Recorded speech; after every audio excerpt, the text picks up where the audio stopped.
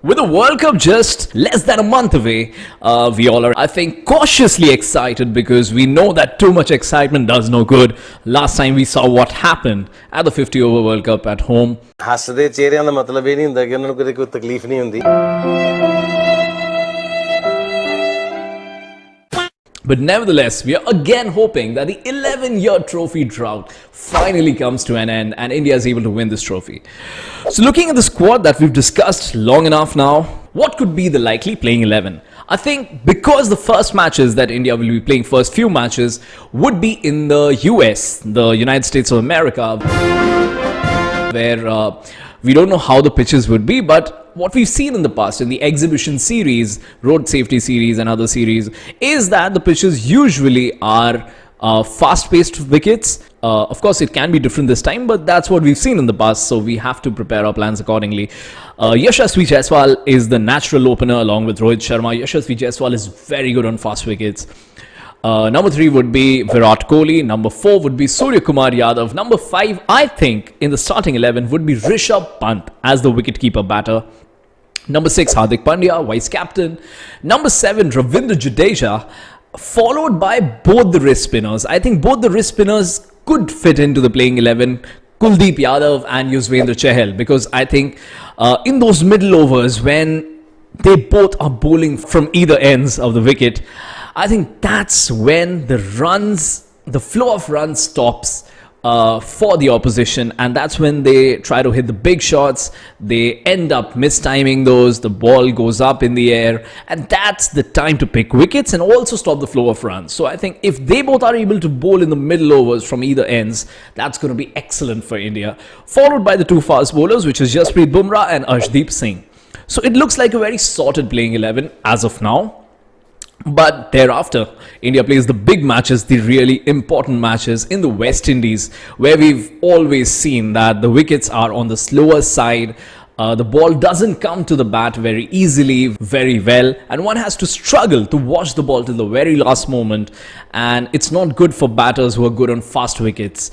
So I think Yashaswi Jaiswal could struggle there. That's what we've seen him do on sluggish wickets.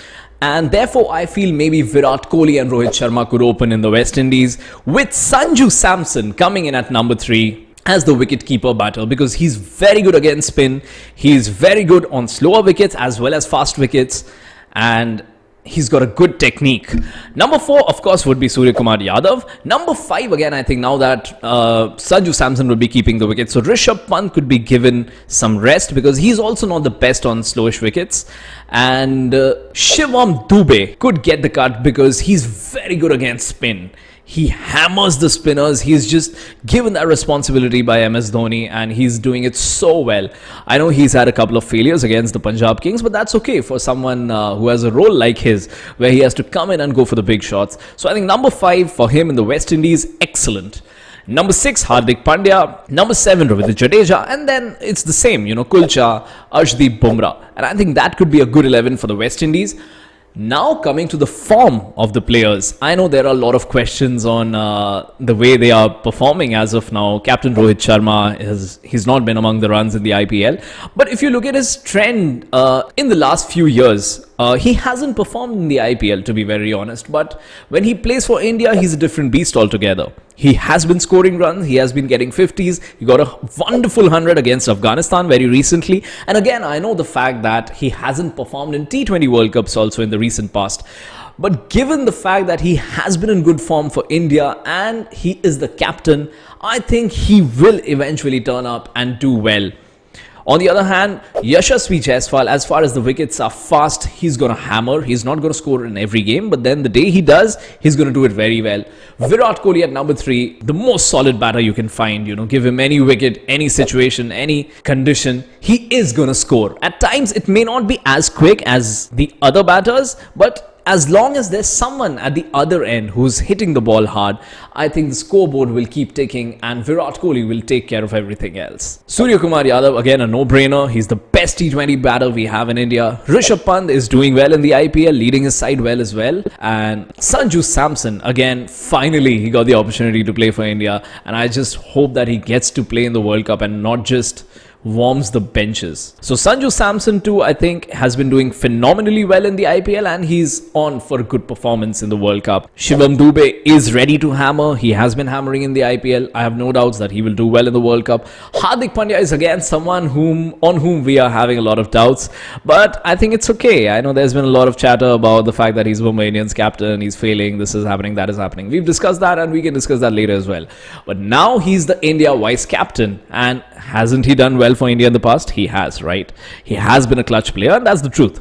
So Hardik Pandya will eventually perform. He has not been performing with the bat, but I'm sure he will at the big stage. He has now returned to form with the ball. He's doing well, he's bowling well. So I don't think that's that big a concern.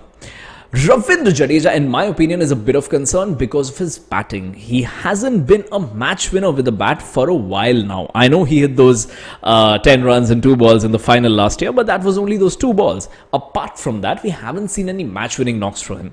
So I think he needs to practice the big hits a lot more, watch the ball a lot more, because his potential is right up there, but performance wise, it may not have been there in the recent past. In bowling department, I don't think there's any doubt. He's been excellent in this IPL. And along with the 2 wrist spinners, I think the spin department is probably the best in the world that we have at this moment. Bumrah again has been exceptional. He is the best probably in the world at the moment. So nothing to worry about him. Arshdeep Singh, I think, has been okay, but he's going for a bit of runs. So he has to look at that. He has to address that issue. He should not be going for more than 40 in any game. And if the game is a low-scoring game, it has to be much lesser than that. So I think Arshdeep has to work a bit. But overall, when you look at the squad, it's a good squad. Very good combinations of playing 11s can be formed out of it. And I know that a lot of us feel that this player should have been there, that player shouldn't have been there. I myself feel that Rinku Singh was a definite yes who should have been selected. But now that the team has been selected and they would be boarding the flight to the US and West Indies very soon, I think this is the time to just support the side and forget about who's been selected, who's not. These are the 15 who will be playing. So we have to support them. We really hope that India finally ends the trophy drought of 11 years. And really looking forward to this World Cup. Yeah. Thank you so much for watching. Bye-bye.